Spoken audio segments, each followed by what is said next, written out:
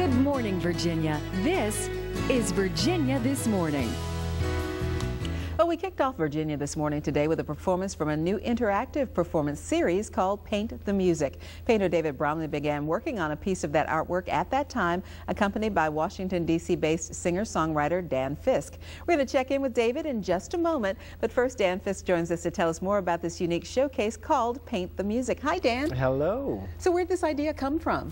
Originally, a friend who's a DJ in California had painters at her show, and they painted for the entire length of time and let the artwork be inspired by the music.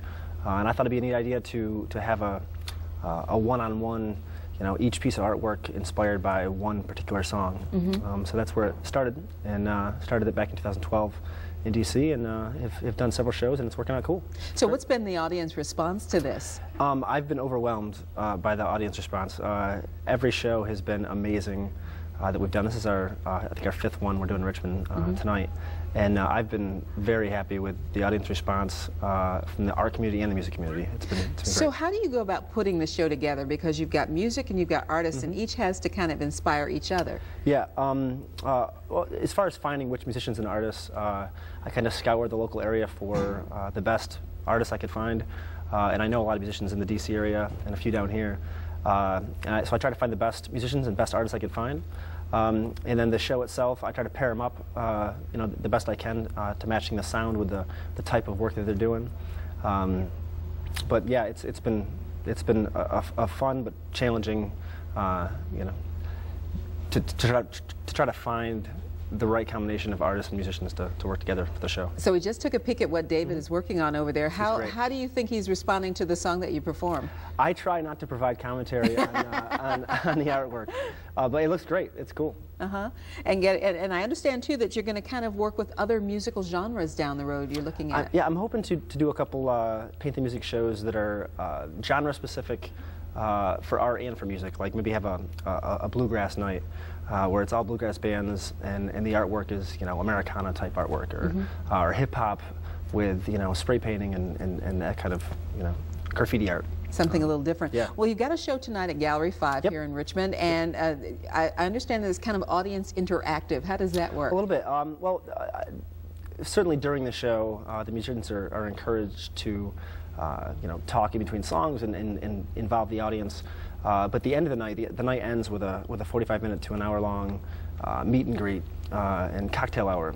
So we invite the audience up on stage, and they can look at the paintings when they're all finished and talk to the artists about where the inspiration came for that particular piece of artwork, and talk to the musicians about how the song came about. And they can bid on the paintings. We do a silent auction for each painting at the end of the night. So you could walk away with something that was created right there on stage. And 4 people do every show. Yep. That's pretty amazing. Yep. And you're also kind of incorporating other things. You're videotaping the performance and the creation of this artwork to make music videos. Yeah, we have. I hire videographers to come for every show, and we set up a camera on every painting and do a time-lapse video. So it might take about 2 hours to do the painting.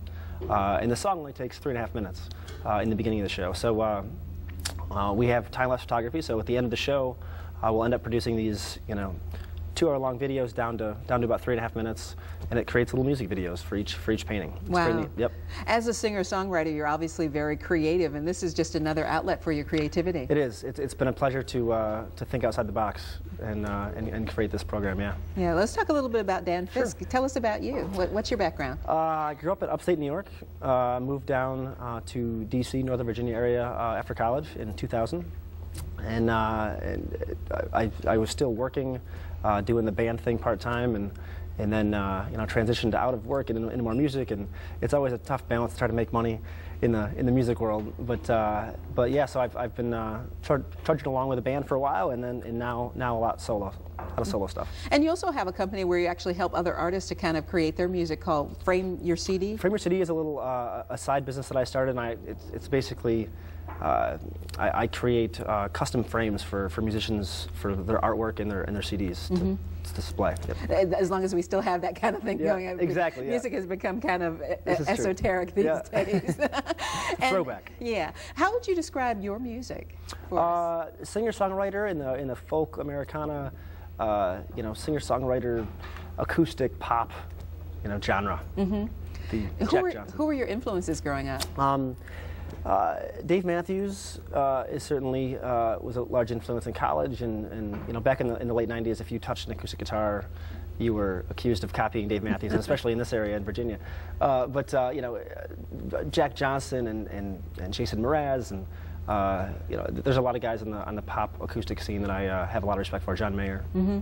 And it looks like that you've got a vision for the Paint the Music project, in that you'd like to see it continue to grow and maybe expand it to other areas of the United States and maybe overseas. I would do it anywhere, and I've gotten a lot of offers in Nashville and LA and Chicago and New York to do Paint the Music shows, but honestly the only variable is my time. It's a lot of work to put these shows together. And I don't have all the time in the world to do just these shows. So I've been trying to do them quarterly. I'm having a spurt right now. There's a few in a few week span. But the limiting factor is me and my time. But I would certainly love to. I'm going to have a couple more later in the year. So it should be fun, and I will expand.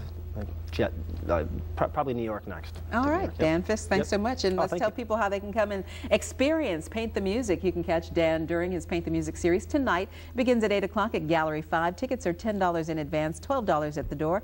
Dan, thanks so much for sharing your performance and your performance art with us today.